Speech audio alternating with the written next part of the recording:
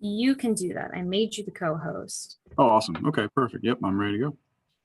All right. Hello and welcome everyone to the May Archaeology Club meeting. I would like to turn the screen over now to Matt, who's going to tell us about the Susquehannocks. Matt, go ahead. Hey, everybody. My name is Matt Schneider. I am fairly new to the club in general. I am here at the headquarters, and this is my first time. I was super excited, and I had all kinds of jokes based on how I was dressed and everything, but of course I can't do them now, but that's okay.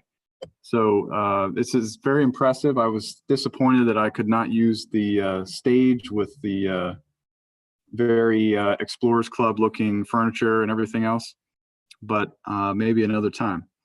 So I am not an archaeologist. I am just a hobbyist, like many of you, and I put together some work that I had done over the past several years into this presentation that you might find interesting, and you can certainly ask some questions in the chat box. Probably at the end, I'll kind of open it up. I just figured I would have some conclusion questions. What we're going to discuss is just some of the local possibilities with regard to some of the Susquehannock occupation and village sites, specifically the one at Octoraro Creek, which has been kind of nebulous in the historical spectrum, and which caught my eye. I was very curious about it several years ago. So I started investigating this, and these are kind of the results of those investigations. Being a amateur with a mild archaeological background, I just want to remind everybody that that is the case if the presentation is bad. I'm actually a clinical social worker, psychotherapist, and geriatric specialist. So if the presentation is good, then I am an archaeologist, and I'll be charging $5 for any sort of signatures or autographs that you like for my amazing presentation. And unfortunately, I can't get any laughs at that joke, but that's okay. So we will get started, and I'll share my screen now. Okay. So essentially how I became interested in this is through my own work up on the side in Pennsylvania, where I was originally from. And that consisted of looking into some of the work originally done by Barry Kent, Donald Cadzo, some of the local or more prominent archaeologists that did, make their name in Susquehannock research.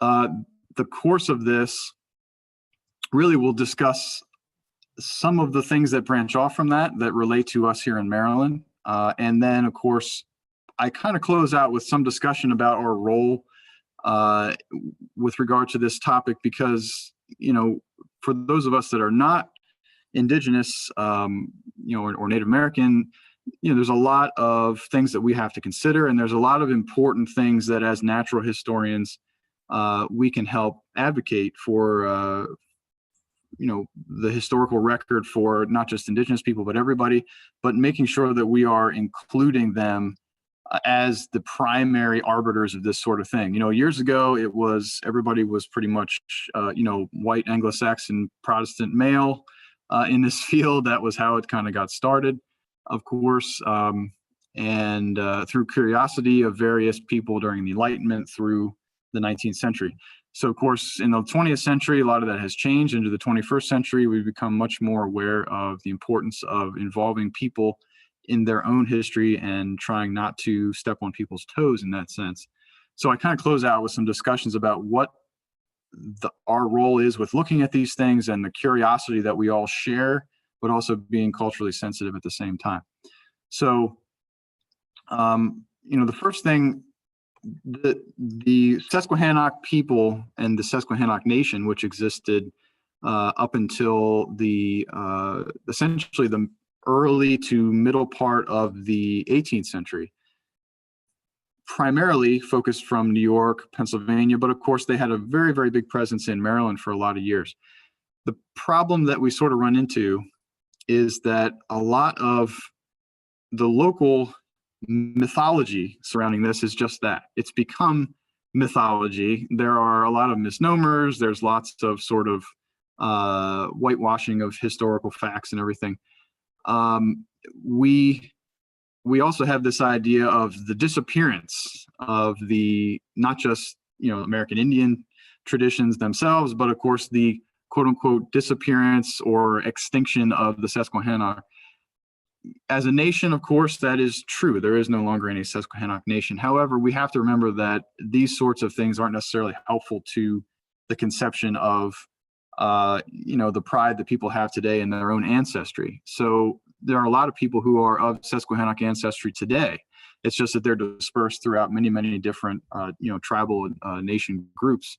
And, I kind of get into that a little bit later. So we have to kind of bust through this mythology because for many years, and ourselves included as natural history, society members and things like that, it's been fun to go out arrowhead hunting, and it's been fun to sort of research these things, or as a kid you would dress up or you'd watch movies with the the noble red man images, and we like to think that we're not at that point, but I think everybody still gets caught up in this idea of the mythology of the people that used to live in this area, and that sort of concept. One person, just as an example, there's a guy named Thomas Wysong. Now, he was from Harford County, and for many years, he put out some books which were, innocent in and of themselves about Harford County history. But a lot of these tropes kind of come up of if you're familiar with Harford County, Rock State Park, with the king and queen seats, which are these geological formations. He had this whole mythology that he probably kind of created or embellished about a Native American man and woman who fell in love, and the woman eventually, there was a unrequited love, like a Romeo and Juliet situation, and one or both of them jumped off of the cliffs, etc. There seems to be that sort of thing in a lot of mythologies. In fact, Mark Twain writes about it out in the Mississippi River Valley. There's always a lover's leap somewhere that somebody jumped off of when they were upset. So, these things they were certainly interesting as like local history goes, but they're of course total fabrications in most cases. The important thing that we look at is there were realities, though, to the habitations that existed in some areas. Now, the area of Deer Creek, which runs through Harford County, does indeed have a history with some, artifacts that have been found and evidence of habitation, but there's not necessarily concrete evidence that at least I was able to uncover of village sites the way that some of the Harford County historians have posited over the years. Now, if you cross the river, though, into Cecil County, that's where we have the focus of our lecture tonight. And that is because on Octoraro Creek, there is or was at least one site that was a likely village site, if possibly a resource site. And that's what we're going to talk about. Obviously, I have some other headings on here. One of the big things that also cuts across that we try, obviously, not to get into so much is the pot hunting. But if you talk to a lot of people in these areas, they started out, when they were young, collecting. And there's a lot of collectors still out there who have a lot of the original Susquehannock artifacts and things of that nature that they're hesitant to reveal because obviously to them, they collected it. They're like treasure hunting. And that's something we have to be mindful of, that we want to get away from that, the idea of the treasure hunter. We want to focus on what is our role as natural historians in actually facilitating, something useful for society as a whole, and that also piques our curiosity. The petroglyphs in that area, obviously at Baldfriars, I'm not sure if you guys are familiar with them, but they were very prominent prior to the construction of Conowingo Dam. There's also many up in Safe Harbor that are still, some of which are still there. Big Indian Rock, which is up in York County. Some of those were removed when the dams were built. Others were left there and flooded, and others are still visible today. So we have a lot of evidence over many years that people frequented this area over several millennia, not just in the last, historical contact period and right before. There have been digs by local colleges, by, Archaeological Society of Maryland, and I'm not as familiar with some of their results. I did some lit searches, but there's not a whole lot existing on this topic of this Octoraro site. So we first have to say, well, how did the Susquehannock, who originated likely in New York or upstate in Pennsylvania, arrive here? Mostly the idea is that they were a branch of the Iroquoian language family that existed north and then migrated south to be part of the various fur trades and things that were going on, and the network that was being developed of trade, not only with the Europeans starting in the 1600s, but also with some of the southern nations in the Carolinas and Virginia. We have a lot of early references to the Susquehannock in many, many primary sources. Chief among them in Maryland are a guy named George Alsop, who was a immigrant to Maryland, who wrote a lot about some of their customs in his history. There's a guy named Father White. He came along with some of the first Maryland settlers from the St. Mary's area. He wrote a little bit about the Susquehannocks. A lot of Swedish reports early on discuss their trade relationships, so do the Dutch. And of course, there's John Smith, who is very famous with his exploration of the Chesapeake Bay, and actually one of the first to, meet, quote unquote, a, Susquehannock warrior or group of warriors that came down to emissary with him in 1608. A lot of the drive to come south, like I mentioned, was part of the Beaver Wars and the trade wars for the attention of the European traders and cornering the market, which was very important, just like it is today for business. Back then, you had to develop your trade network. You had to have the logistics, and the Susquehannock were extremely adept at that, and they were also adept at pushing other nations such as the Delaware and even the Iroquois out of that network for quite a while. Their big war they had with the Delaware nation kind of solidified that trade, and that was supposedly where the Delaware became a subservient tribe to them, and they had to kind of report back. The Susquehannock, I guess, would be kind of like a hostile takeover of a corporation in a way, and they became sort of the Delaware became the satellite middlemen of the trade underneath the Susquehannock domination. I like this slide here because I just always like John Smith's map, how actually accurate it is if you look at it compared to some satellite images for a guy that only saw it for about a week and then wrote it down for somebody from memory about 4 years later.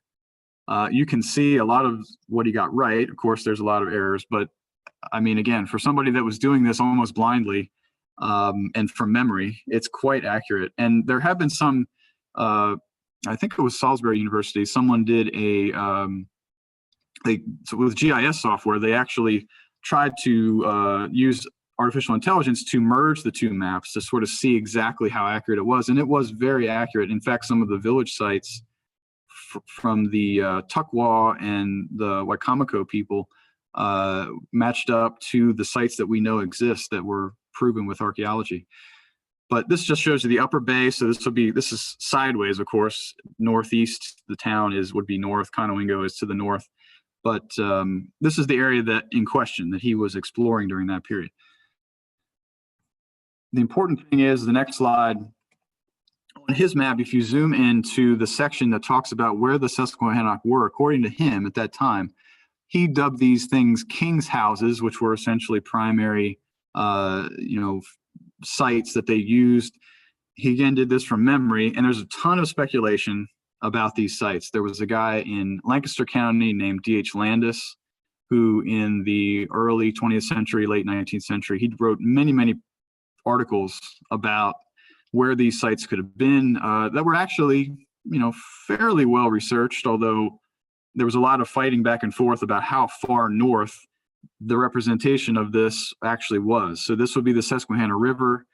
The town here that says Susquehannock, which you can kind of see, it's small, but in the center of the picture, underneath the large O, that would have been the primary town that people like Barry Kent and Donald Cadzo and other archaeologists have actually, found and at Washington Borough and across the river in what's now Long Level, where there is now a park, Native Lands Park in the York County park system. So there are other villages, which obviously will go upstream, are Quadrock and Ticinish, which is, I'm assuming how to pronounce that. And then another one further in from there. There's another one which people speculated was at York, but again, that's total speculation. There's another one far away at the top of the screen in the center, Cepowig. That one was speculated at being at the head of the Patapsco River, which is kind of out of place because Willoughby's River, which is the river it's on, is actually the Bush River. That was the original name for that. And the Patapsco is further down, the Bolus River, which is what is over to the left of the screen. But some people speculated that was in Westminster. Again, no archaeological evidence to suggest that's the case, and no evidence at all. We really don't know. That's totally speculative. You'll notice that on this map, there is no town at Octoraro. And that's important because we really are striving to make the case, or at least I am here, that we don't really know exactly what time period these sites existed. It could be a pre-contact site where this village was. It could be a contact site after he made this map. That's possible as well. So I'll get into that a little bit later. So we know where the sites are as far as the Leiphart site in York County, the Washington Borough site at Turkey Hill, which is in Lancaster County. There's a site recently that I'll reference in this article that was explored by an archaeologist named Andrew Wyatt, who was working with the Pennsylvania Museum Commission, that he published in 2012. He did a study essentially at Lemoyne, Pennsylvania, which is across the river from Harrisburg. And that essentially very clearly could have been, I'll go back to the other slide, this town of Quadrock, or Qadroque, or UE. Speculative, however, it certainly fits the mold of a Susquehannock site, and it actually was in the period existing that John Smith made his map. So and it was a habitation site. There are evidence of a a longhouse and a palisade. So it was a village site, not just a resource site. So Wyatt has made a very strong case that the sort of conflicting with Barry Kent, who said before that they really only used a central town. There were no other real cities that just sort of migrated around. Wyatt really said, we don't think that's the case. We think that there were these other towns that existed or coexisted with the main habitation, which had most of the families and the warriors, etc. There were hunting camps all over the place. So maybe some of the things that people referenced in Deer Creek area or Harford County were some of these hunting camps. Some of the early Maryland Rangers, which was like basically a local police force that would ride through the hinterland, they referenced these places and said they would come upon them quite frequently. Some still with people living there, and other people, long having left and abandoned them or used them seasonally. A lot of the area of Baltimore County, Harford County, and further west and south to the Potomac was considered to be, just resource territory, hunting territory for collection of pelts, etc. The big thing about Octoraro as a site is that not only would it give tremendous access to the highway that is the Chesapeake Bay, and of course the Susquehanna River, but also, as even today, there's a huge amount of fish resources through the shad run, the perch run, striped bass, herring. This would have been obviously very important for the economy, and several anthropologists and archaeologists have noted that in some of their books on this, the early contact period, that a lot of the resources were around the central part of the bay and the head of the bay because it was just so abundant, just like we see today, unfortunately, because of overpopulation, much diminished. But Octorara would be a perfect resource site because it exists essentially at the highest you can traverse on the bay before you hit the first series of significant rapids, which was called Smith's Falls after John Smith, because he had the same problem where he went about that far, and that's where he had to stop because his boat could go no further. We could just say Octorara was a resource site, and we could say, well, nobody really lived there. It was probably just a seasonal thing. They came down, they did a lot of fish collection. It might have been a sort of a headquarters of dispersing trade, etc., except for the fact that we have burials that were found in this area in a significant number. The time frame for that is unknown, and that's kind of what we still have to figure out with archaeology. So my interest was piqued in this because of several years ago, I was driving on 222 and I saw this marker from Maryland Historical Society that said there was a Susquehannock fort there. And of course I stopped and looked at it, and I looked it up afterward because I was interested in where the forts were in general. And of course it references this boundary dispute, which is a big important thing we'll talk about in a minute. But the problem is that there's really no other reference to this that I could locate as far as where the rationale came for putting up this marker. It seems, and I could be wrong, obviously there could be resources out there, but what I was able to uncover, it seems there's very little that actually says why this was dubbed a fort, except for the references in the boundary dispute. That seems to be the only place. There are some maps that show a fort here, but the problem is that a lot of those are maps that are referencing the boundary dispute. So it's a question of sort of chicken and the egg, which one came first. The boundary dispute, like I said, very important. So the other question was there something there at all, like a fort, or did they sort of just embellish that? I'll make the case here that I believe that there was indeed a fort location at Octoraro that warrants exploration. So the question is, with regard to this boundary dispute, the background is Maryland and Pennsylvania are obviously fighting over where their boundary was, which was settled in later on in the 1700s by the Mason-Dixon line. They had debates over where the Indian fort of the Susquehannock, their main fort, was. And that was the primary part of the testimony that was given during this court hearing in front of the Privy Council in England. And it's called the Breviate, and very, very famous in colonial history, very important as far as the shaping of early colonial trade and society boundaries. The problem with figuring out what fort was being referenced is that a lot of the witnesses that were brought in to testify in this regard named people who actually had trading posts by these forts. Several of the people that had trading posts by these forts had trading posts in both places. So it's very difficult to tell if their memory, which is what they were going by of these places, was based on one place or the other. Because, for example, Thomas Cresap, who was a famous individual who established trading posts both up in Conestoga, which is in Lancaster County near the large Susquehannock original town, and he also had a ferry down around the Conowingo area and a trading post. They both are referenced in this testimony, and the question is, which one is real? Which one is the actual fort? Because it kind of crosses over and weaves back and forth, and recollection is always a dangerous thing to go off of, which is why we really need the archaeological evidence. So there were three people that really testified who actually seemed to know their stuff. One was the family of a guy named Jonas Erskine, who was a trader. Another named John Hans Steelman, who's a very well-known trader, and also James Hendricks and Jacob Young.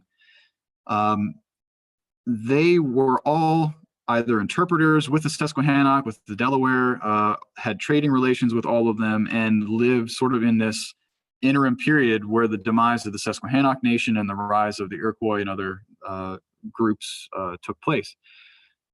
The important thing is, again, Thomas Cresap, whom they reference a lot, actually was in both places. So it's really hard to tell when they're referencing his location up in Pennsylvania, present Pennsylvania, or whether down in Maryland. So far, with the Brevia testimony, it doesn't really give us a lot of evidence or clues as to Octoraro at all. Their testimony here, I put in, and you can have we can get you a copy of the slides. I'm not going to read through this, but each one testified essentially to a similar thing, that there was a fort at Octoraro Creek, about a half mile up from the mouth of the river. And also possibly another site 3/4 of a mile up the river, which may have been previous, several hundred years earlier. The problem is that they don't really ever tell you where it is. They just say there was something there. It wasn't really specific. So this is a modern day representation of where Pennsylvania claimed. And of course, you can see Pennsylvania claimed very far south, cutting off the whole top part of Maryland. And the red line that crosses the Susquehanna River is the site at Octoraro. So that was their claim. They were saying, well, there's a fort there. That's the fort that was referenced in the charters that were issued by the King of England to Charles Calvert and William Penn, etc. The Marylanders claimed way far up north, which would also make Philadelphia a Maryland city, and also York and a lot of other people. And of course, it shows you the Mason-Dixon line where they actually eventually compromised, and showing that Pennsylvania sort of got the better end of the deal. The Pennsylvania witnesses were much better than the Maryland witnesses. If you read the Brevia testimony, they were a little bit sharper, and they also used misdirection with the location of these different forts fairly effectively to sort of create doubt about any site, at Octoraro versus further north. This slide is a map actually from the testimony that was published. You can see the same thing, the red line there, of course. Octoraro in this map is a little higher up. A very tiny thing that you can't quite see is it says Indian Fort in the center of the screen. That would be at the Octoraro Creek mouth where it hits the Susquehanna River. So where the Conowingo Dam is, just above that today. That was indicated on this map from the 1760s. But again, we're not sure if that's actually just hearsay. Then they put it on a map, which happened a lot back then, or if that's actually accurate. So here's what actually makes, gives us some evidence that it may have been accurate. So I was researching this, and I found an article in the Cecil County Whig newspaper, which is published in the Elkton area. And it talked about the construction of the Columbia and Port Deposit Railroad, which originally was just going up to about a couple miles below where Conowingo Dam is now, and then was extended from there all the way up to Columbia from 1870 to 1877. There's a bridge which is still used. It's used now for Route 222, and it's right where that marker is, or close by, that I referenced earlier. That bridge, from what I'll show you, is the old original railroad bridge that they used to cross Octoraro Creek. So the article, which I'll show you here, references an Indian burying ground. And it says that the laborers that were working on the railroad, as they were digging the foundations, came upon at least 40 grave sites, which is a fairly significant number, because even if you look at the Leipart site, Washington Borough, Lemoyne, those are the numbers of graves essentially that they were finding in these larger village sites. And the concentration would have been in the same area at Octoraro, right by where they said the fort would have been, essentially close, which I'll show in a minute. The problem is that, and I certainly would solicit any help that anybody has or knowledge about this from local history in Cecil County, etc., It doesn't give a very specific spot other than it says when they were digging the side ditches of the road approaching the bridge. So there obviously are 4 ditches, 2 on the upper side, 2 on the lower side. And of course, it doesn't say were they right there next to the bridge? Were they, 300 yards up from the bridge, down from the bridge? It doesn't say that. The only clue is that it was on a low spot, which may mean it was on the downstream side. And the more important clue is that it occurred by what they call the old inclined plains. Now, the inclined plains, I consulted with some people that were, historians of the Maryland Canal, which went through there, the railroad. So no one was able to definitively say that there were any inclined plains on either the canal or the railroad to tell us where exactly this was that they found these remains. Now, that's obviously very important because if we knew where that was, we could probably pinpoint where exactly to do test pits. We could do some, LiDAR scans, peel away the surface and sort of see if there are depressions or anything going on there. But the inclined plains, originally I thought it meant the canal because most inclined plains were associated with canals to bring the boats above high spots and down lower, elevations. I was told that there were none of those, and that is probably accurate from what I understand. However, there were actually inclined plains on the Columbia and Port Deposit Railroad further north. One was at Columbia, Pennsylvania. And then, of course, on the Philadelphia to Columbia Railroad, there was one outside of Philadelphia. And essentially, they were exactly that. They were an incline and a plane that essentially pulled carriages up a hill because the locomotives at that time in the early, 1830s, 1840s, 1850s were really lousy and they couldn't do these grades. So the carriages were too heavy. They had to literally pull them up with a hoist that was in a building that had a steam engine in it. And then they would go on their way from there. So for example, like here's a picture of the inclined plane on the Columbia and Philadelphia Railroad outside of Philadelphia. You can see there's a little building and then the cars would be, trucked up and down the hill where the engine would then pick up to keep going. So that's a really important piece with locating these burial sites. And I'm still trying to, hopefully find out where that might have been and what that is referencing. Whether it references something that had to do with the quarries, there were several quarries in that area, which obviously Port Deposit is famous for, or if it was some other reference. So that's a mystery that remains unsolved. So we hope to try to figure that out in the future. So we sort of know the general area, and we'll get to that a little bit later about the actual site. I have some images and things I'll show you. The other question is, when did this exist? So, we have a lot of data that the Susquehannock Nation increased its presence on the Chesapeake Bay when European trade became a big deal, because obviously people were coming up from Maryland, people coming east from the Swedish and Dutch territories that later were taken over by the English, necessitated people gravitating from the north down to the bay. And of course, again, very pleasant area, the land of pleasant living, as we always say. A lot of natural lowlands, highways of water that made trade easy and convenient. So that's very important as to why they approached that area. There is, as I said before, no chance of really finding exactly where some of these kings' houses were that John Smith referenced. But we know that probably it couldn't be later than the late 1630s, because at that point, William Claiborne, who was a Virginia colonist, he established a trading post around Palmer's Island, which is the large island right across from Havre de Grace. Now that also has been excavated, and they've done some surveys there and have found some evidence of both American Indian and also European habitation, but nothing like a major village site or anything like that.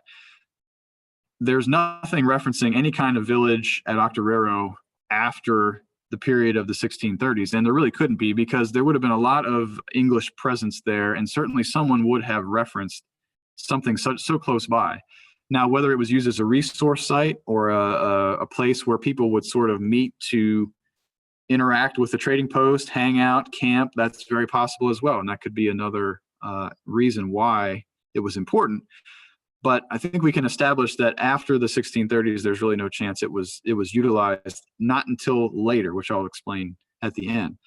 So really the only way we have to confirm the time period is archaeological evidence. And one of the biggest things that we want to look for, or if, as natural historians, if you guys are curious about this and you do some research about this on your own, is you want to look for the presence of certain types of beads, which were very prevalent in some of the other sites we already know about, the one at Washington Borough, the one at Long Level, and also Lemoyne more recently, where they have found these Dutch brand beads that were created in the 20 or 30 years before and during this time period. And there's similar pottery types that were utilized. There are iron implements, some pieces of pots, things like that.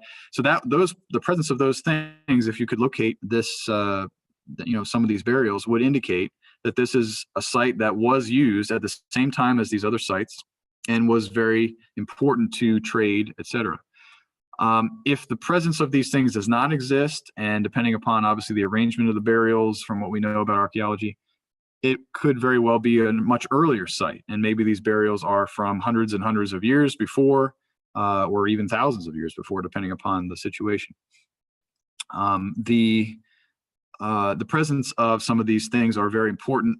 Like I said, in the 8th district, with the old 8th district of Cecil County, which would be the area just above Octoraro Creek, there's always been a tremendous amount of artifacts that have been uncovered, a lot of stories in the local newspapers about, such and such farmer, such and such landowner has unearthed, all these different artifacts, bones, things of that nature. Again, not a whole lot of references to them being studied and to find out what period they were from. So it's really hard to tell. So that's why we really need some additional investigation on the ground. Certainly could be a site used by the Shenk Ferry people, which was one of the groups that preceded the Susquehannock and the pre-contact era. Pre-woodland, like I said, could be hundreds of years in the past. We just don't know. But archaeology would give us a way to find that out. So this is a map originally from 1858. This shows the area in question. And you can see that if you look at a map today that I'll show you in a minute, the shoreline is much changed. So this is consistent through all the maps up through about 1920, which would be when the Conowingo Dam was built in that area, or in that era, the 20s, that there is a pretty much straight shot into the river. And the line that you see here is actually the original Maryland, or the original Susquehanna Canal on the east bank. The railroad does not exist yet. You can see the railroad to the south that curves right, that goes south of Rollinsville. That was the original first railroad coming out of Port Deposit. And I'll show you in a minute how that was split off into the Railroad of Columbia and Port Deposit. That's important for our investigation. So this references essentially that there were buildings here. This has been used for a lot of years for various industrial purposes, which makes it harder to pinpoint these sites because a lot of the areas may have been disturbed significantly or destroyed. That's why it makes it important for us to sort of find these references that they make and pinpoint like what an inclined plane means so that we can figure out exactly where we should be doing test pits and looking. So this is a map from, anybody can pull this. This is from Google Earth. It's very simple. It's a terrain map. What's important here is you can see that the topography was changed by the change in water level with the dam, and also probably some backfilling, things of that nature. So you can see that Octoraro Creek makes this big bend now before it sticks out and into the river, whereas before it emptied out pretty much straight. So that could be because of water elevation or because of fill. In fact, it looks like there was an island there from the old map that probably was essentially connected now to the land as a peninsula. You can see the line of the canal if you look in the center, starting from the bottom. It's that kind of actually very straight line that goes across.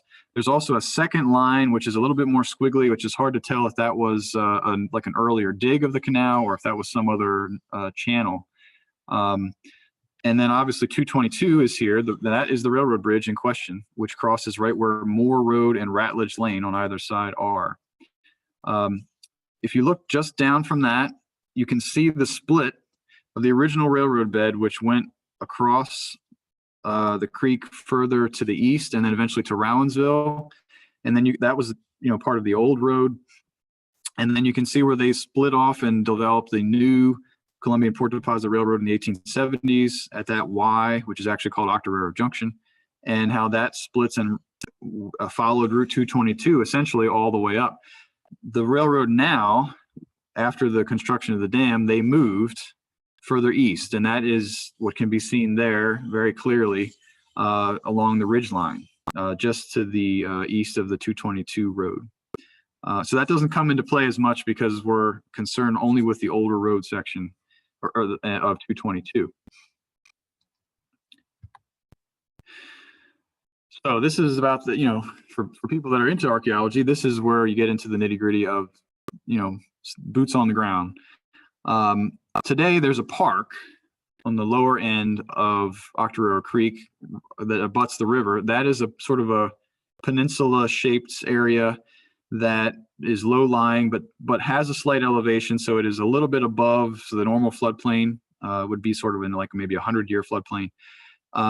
That would be a very, very strong potential site based on what the news article said from the Cecil Whig, because the news article, instead of saying the fort was on the northern or eastern bank, which is what the maps from the 1700s show, it actually said that all these burials were found on the eastern bank, which is on the south side of our map, not on the north or western side of the Octoraro. So the most likely area for our search would be in this spot, which is to the left of 222, immediately to the left of it, and right at the top of this park, which is a very large wooded area. There are some raised embankments in that area, which we don't know how old they are, or there could be, a reason why they were there from, industrial period purposes, or maybe before that. So I'm proposing that would be one of our main areas of investigation. This is a picture of the park on the left and a picture on the right of the trail that runs. It's actually a very nice trail, runs through the woods, and it's quite open. Would be fairly accessible for some tests or survey pits, etc. This is the original railroad bridge, which is now 222. You can see how they took the original bridge and sort of concrete, stuccoed over it. And I'm not sure if these large iron beams are the railroad beams or if these were added when they built the road. It seems awfully thick for just car traffic, so I'm assuming they're probably railroad beams.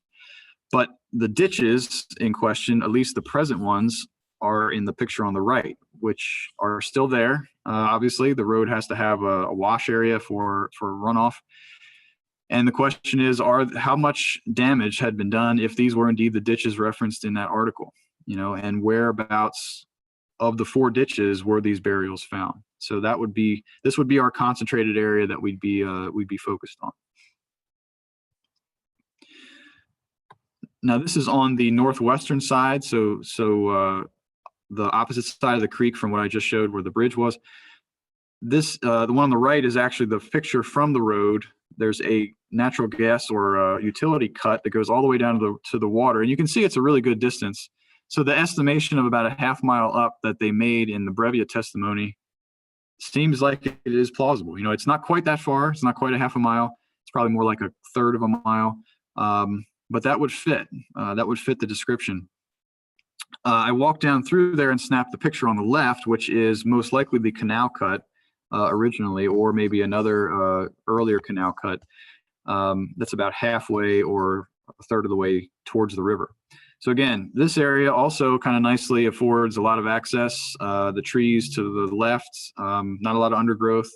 So it's not impossible to sort of explore there a little bit. The fact that there's a lot of trees is going to mean that LiDAR and some of our other scanning technology that we have these days is going to be of a little bit more benefit than obviously just randomly digging, because that's going to be very difficult. So the site, again, our main areas of concentration would be here essentially, as plausible. Could also be here if it was referencing on the northern or western bank. In the Brevia testimony, that would be here. Of course, it could also be on the other side because the railroad didn't exist at that point. In this low-lying area, or it could be on the low-lying area here. Each one of these ditches is potentially the one that they're referencing. If there is another village site that they talked about 3/4 to a mile up, if you measure that out, that's really all the way up here in this area. We're not getting into that today, but since they did reference a second site, that's potentially where it would be. But again, that's very speculative. So we have to get into the idea from the natural history standpoint is, okay, well, why bother even doing this? What's the point? I mean, obviously we all have our curiosities. We all look things up because we're like, oh, we love, this or that. And with natural history, and we are very curious about American Indian culture or whatever. There's a lot of reasons why people do this. We really need to focus in, because it's not necessarily, this isn't the history of, people that settled from Europe. This is the history of the people that originally were here. Getting involved with some of those groups that are still present, the people that are the descendants of these individuals that were living in these sites are still around. And the technology today gives us some easier way of definitively locating through ease of genealogy research because of the internet, and also with some genetic testing, et cetera, of pinpointing a little bit closer as to where people came from. Now, obviously, we can't tell exactly where somebody's ancestors were, specific to were they from a town in Octoraro, or were they from a town in Hamilton, New York? We don't have that ability. But we just have to remember it's extremely important to recall that the people whose ancestors these were have to take the lead in this. We are really just offering support and curiosity that could be helpful. It's always important to, if you are an amateur archaeologist or even just somebody that's curious in natural history, to consider the disaffected population, because it would be the same as if somebody dug up St. Mary's City down south and pulled up their ancestors from the 1630s or the earliest ancestors and said, well, we're going to put this in a museum because we're curious about this. That's what was done for many years with a lot of these the relatives of some of our indigenous fellow Americans. So we have to get away from the idea of the extinction myth, which, even with all of our knowledge about that and how that's a false narrative, we still do it. We still do it in high schools. We still do it in college. We still do it in popular culture, in movies. The extinction myth is completely false, not just because it doesn't really tell a whole story, but also because, again, a lot of these people are still here. Essentially, it would be the same thing as saying that if you had Polish ancestors, the Polish people have disappeared because all their relatives are deceased. And I'm not in Poland, so there is no more Polish culture here in the United States that's extinct. Well, that's of course not true. There are many, many active, Italian American, Polish American, Lithuanian American, French American, German American societies, Irish American. And that's important to consider when we're curious about these things is, we are not the main arbiters of this, but we can assist essentially in the idea of generational wealth, which is one of the bullet points that I have on here. It's very important. A lot of families that came from Europe have a generational wealth in the sense of their identity. They know who they are. They know where they came from. They can go on, finding your roots with Henry Louis Gates, and they can trace back, to some noble in, some, Russian cathedral or some Russian province in 1320 or something like that. A lot of people can't do that. African-American people, American Indian people, because of the nature of their history. So I think our role moving forward is getting away from the, hey, we're curious about this and we want to sort of just figure this out just for our own curiosity's sake, and more into this idea of, if you're curious, see how that can contribute to increasing the connections that people have with their own history, and also see if they're even interested, because some people may not be that interested, and we have to accept that. But that's the biggest thing. I mean, we are essentially, people that are interested in archaeology, sort of ambassadors informally for this kind of thing with the public, especially, and teaching the public to create these sort of connections in their minds, that this is not the end all be all. There's not an end point for a lot of people that were living in these cultures. You know, they are still here and they're still around. And sort of closing out for just a couple minutes, just talking about that in that vein, the importance of, if you find a site like Octoraro, or you find the site in Lemoyne, the sites in Washington Borough, et cetera, we know that these sites were reused over and over many, many centuries, that people came back to these sites because they were familiar, and people still do that today. They obviously do it in a different way, but that is also true for the people that were the Susquehannocks. There's obviously an extinction myth with them, that after they were quote unquote defeated by the Iroquois nation, which also actually is not true, that actually didn't quite happen, that they dissolved, and eventually a very small group settled in Lancaster County, and then in 1763 were massacred in a Lancaster County jail, and that was the end of the Susquehannock. And you'll see that in many, many textbooks or history books. And of course, that's at best only partially true, and at worst completely false, because a lot of these groups intermingled with other tribal groups. They migrated all over the place. They migrated down to below Washington, D.C., and had a town there, Piscataway. They migrated out to West Virginia. They migrated to Ohio. Some migrated with the Iroquois peoples back up to New York, central Pennsylvania, and retained some of their tribal structure or their family structure.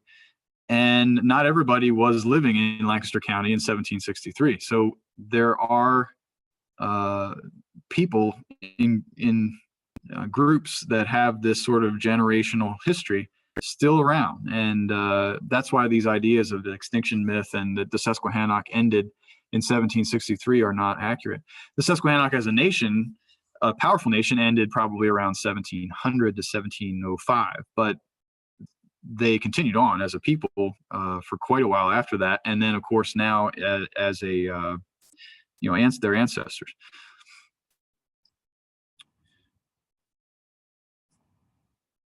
And again, this is just sort of reiterating what I've said. You know, we have to look at, who owns American history, especially American Indian history, who gets to be the arbiter of that debate.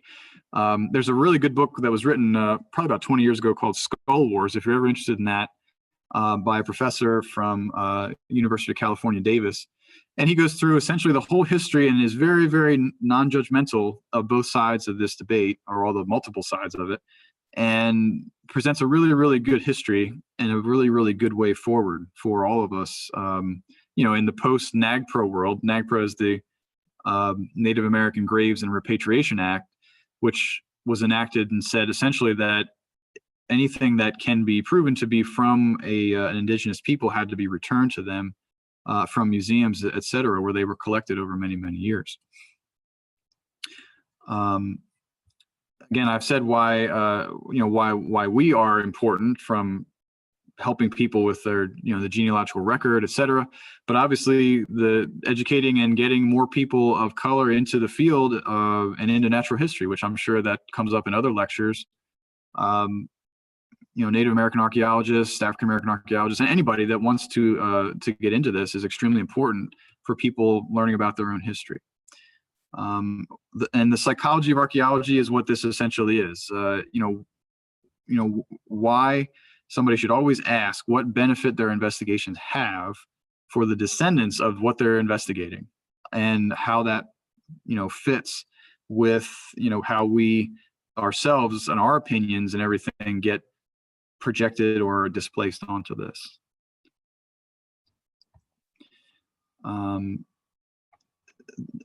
connections today. I already mentioned about the the end of the Susquehannock myth. Very interestingly enough, there's populations, like I said, that may exist in the Tuscarora or the Meherrin tribe, in West Virginia, Ohio, the Mingos, which was a group of kind of Iroquoian language stock that was a little separate from the Susquehannocks and eventually kind of merged together. Obviously, some of the Iroquoian nations, the Delaware, and even the Piscataway and the Nanticokes, who had longstanding trade relations with the Susquehannock, and they essentially lived in the old Piscataway town, which I referenced earlier, down below DC. There are some famous individuals who definitely have some Susquehannock lineage. One was Chief John Logan. He was very well known during the late 1700s in the Mingo Nation.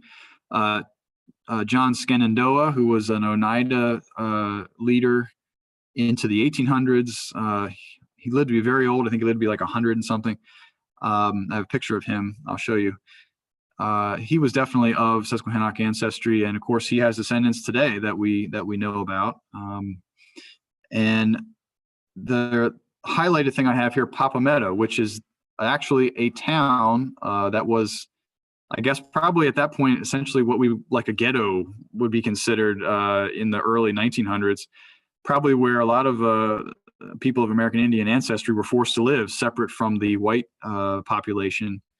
But Papameta was, interestingly enough, right next to Octoraro area. So this idea that people return to the same place, that was in existence up until probably the 1800s.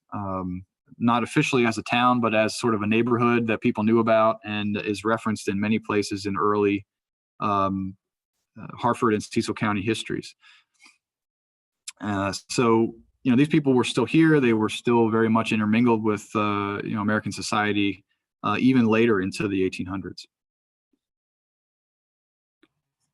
So these are just some pictures I have at the conclusion. Some of these are artist renderings. Obviously, this one is an older rendering of what the main Susquehannock village of Susquehannock would have looked like.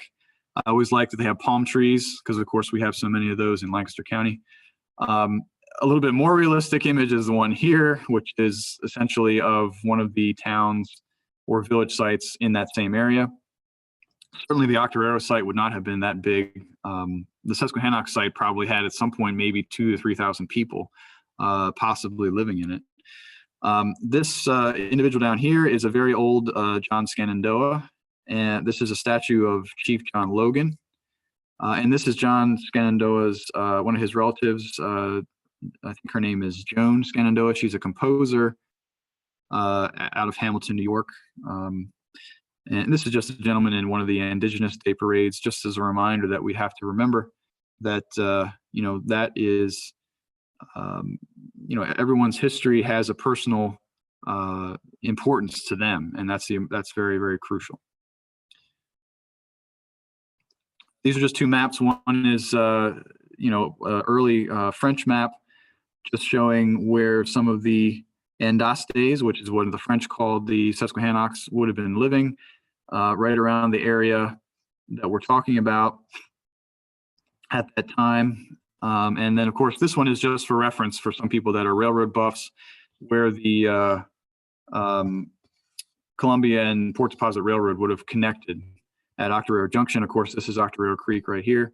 And of course, the old Conowingo before there was a dam right there. So for any of you that are interested in archaeologists and their history, obviously Barry Kent, very well known in this field. His works are always important to consult as sort of some of the really good reference points. Donald Cadzo, he had some really interesting early stuff from the 1920s and 30s. He also was a very interesting guy. He was sort of like an Indiana Jones type character. He was a polar explorer. He was in the Navy. He was all over the place. He was also the state archaeologist in Pennsylvania for many years. You can look up the work of Andrew Wyatt and his group with the Lemoyne site. Fairly easy to find on Google. They have JSTOR articles about his work if you're curious. And Obviously, there are many local people still in the area, some of whom consider themselves to be of Susquehannock descent. Some people, a couple in Harford County. There's a few in York County and Lancaster County, some in New York. And so, always the people come up every once in a while in newspaper articles about their history or maybe their lineage. So it's always interesting to read about that. So I'll turn it over now for questions, comments, and go easy on me again because I am an amateur. So if you are a professional, I'd welcome criticism or guidance. So, and if you're not, I just welcome any questions. Okay.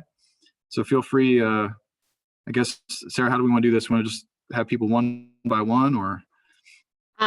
Typically you stop sharing your screen and kind of come back together. Yep. And then people are dropping stuff in the chat box down there. Oh, I got you. Okay. Thank you. But yeah, if you have questions, drop them in the chat box or feel free to be brave if you really want to. Oh yeah, April. Yes, the petroglyphs are really cool. I mean, if you're interested in any kind of rock art, everybody thinks, well, it's most of that's in the western part of the United States because, of course, it is. It's everywhere out there. But we have one of the largest concentrations of it right here in near the Maryland-Pennsylvania border, and a lot of the stuff that was taken out before Conowingo was flooded. There are some that were moved to the Jefferson Patterson Museum, which is the archaeology museum down south of here. But there's a lot of literature on this. In fact, Donald Cadzo has a survey book from the 1920s. And even though you're not supposed to, technically you could go see the art because it's still there, big Indian rock in the Susquehanna River. But I would not advise that because anybody that's traipsing over there, you're just sort of destroying the art and wearing it away. So it doesn't really, not very helpful. But this is Robin Wilson, and some of us went down to that museum a week or two ago and got to see the remains of the petroglyphs that were all spread out from the Conowingo Dam. It was just absolutely amazing. Yeah, Great really talk. cool stuff.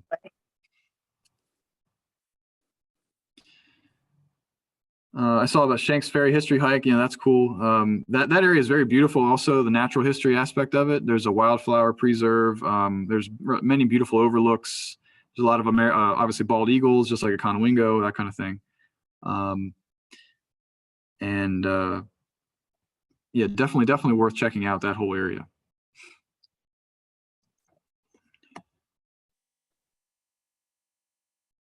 Any other questions? I think I did pretty well on time. At least I hope I did.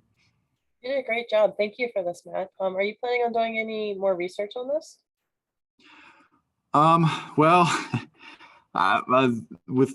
in the healthcare field, we've been kind of busy, obviously. So this has been something that I was fortunate to have time to put together over several years of little bits and pieces of research. And then I sort of had a few weeks last year where I could condense it. And then, of course, I did the presentation this year. So if I can, yeah, I'd love to explore. I really would love to consult with somebody that knows more about the early railroad history, that I could locate that inclined plane reference, because I think that's very crucial to finding out exactly what they were talking about and hopefully exploring that specific spot, because I think that might be fruitful. Even if it's been disturbed, if we could locate some remains or some evidence of habitation, that would be huge. Maybe you could contact the B&O Railroad Museum in Baltimore. They might have some information about it. Yeah, they would. They also have these railroad survey maps that they have done that the Smithsonian has, that they did for tax purposes. Every year they had to do these maps ever since the 1850s. So I tried to get them just online or have them sent to me, but they said they can't do that. So I actually have to travel down there to the museum and go through the archives.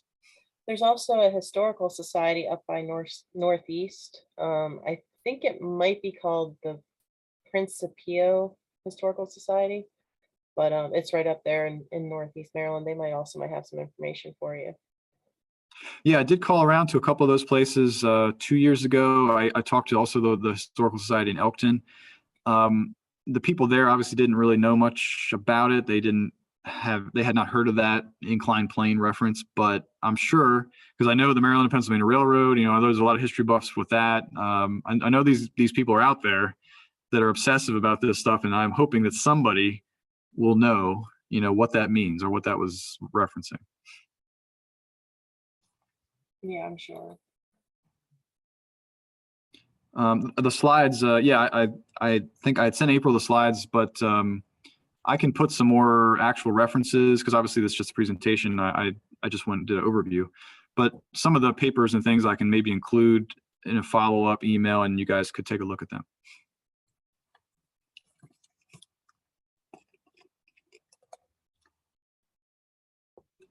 All right, does anyone have any other questions?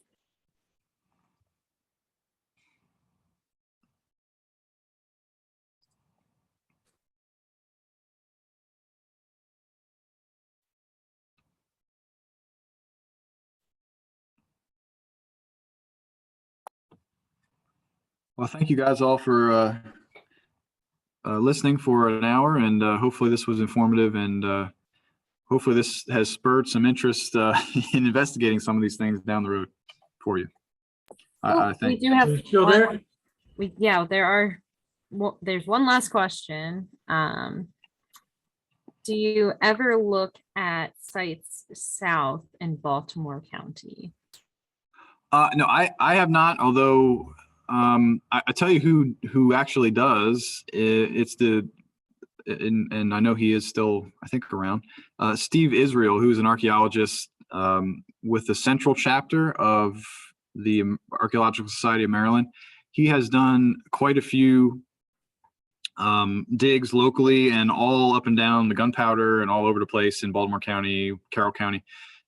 His area of expertise is actually more, in the millennia prior to contact, but he also has done some historical period stuff. So he would be a good person if you look up the Archaeological Society of Maryland Central chapter. I think it still has his contact info, and he seems to always be responsive by email.